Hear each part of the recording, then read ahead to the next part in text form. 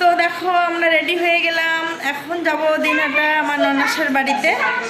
তো ননাসের বাড়িতে যাচ্ছি, একটা কারণ আছে, ওখানে গিয়ে দেখতে পাবে। তো এই ভিডিও আসবে না হয়তো, এই ভিডিও এখানেই শেষ করে দেবো আমি। আর এই যে ভাগ্নি দেখো চলে এসেছে, এই যে নাতনি, সবাই রেডি।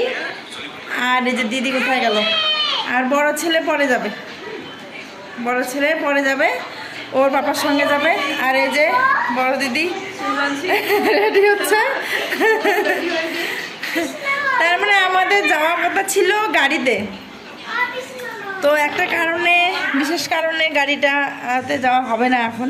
কেননা তোমাদের দাদাভাই এখন যাবে না, দেখো গাড়ি বের করে রেখে দিয়েছে, গাড়িতে যেতাম। তো এখন হবে না গাড়িতে যাওয়া, ওরা গাড়ি নিয়ে পরে আসবে, আমার বড় ছেলে আর তোমাদের দাদাভাই। তো এখন আমরা যাব টোটোতে। গাড়ির আশায় বসে আছি, সকালের কাজটা সেরে নিলাম, খাওয়া দাওয়া হলো, রান্নাবান্না হলো।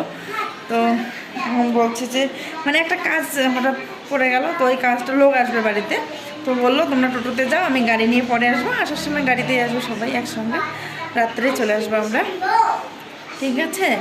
তো সবাই রেডি দেখো, আর আমি রেডি হয়ে মানে আজকে এই শাড়িটা পরে কেমন লাগছে আমাকে কমেন্টে জানাবো সবাই, ঠিক আছে?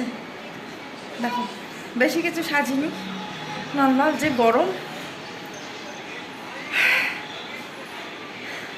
আর আমার লং ভিডিওগুলো কেমন লাগে তোমাদের প্লিজ কমেন্ট করে জানাবে, যদি ভালো লাগে তাহলেই করব, ঠিক আছে? আর এই যে দেখো, এই যে পাগনি শাড়ি পরে দিচ্ছে,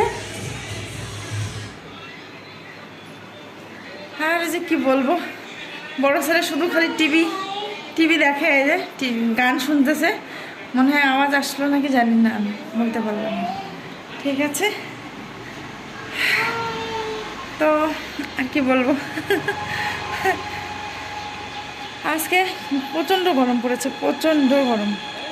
উফ, আমি এখনও চুল বাঁধবো, চুল এরকম করে ছেড়ে যাব না, মানে গরম এতটা, মানে পিছনে খোপা করে তারপরে যাবো। দেখো, আর আমাদের বাড়িটার অবস্থা দেখাই, মানে চতুর্পাশে জঙ্গল, এত জঙ্গল হয়ে গেছে কি আর বলবো। এই দেখো বৃষ্টি বৃষ্টি বৃষ্টি বৃষ্টি করে মানে অনেক জঙ্গল হয়ে গেছে, ফুলের গাছ অনেক গাছ টাছ হয়ে গেছে। আর আমাদের এই যে মায়ের মন্দির। তো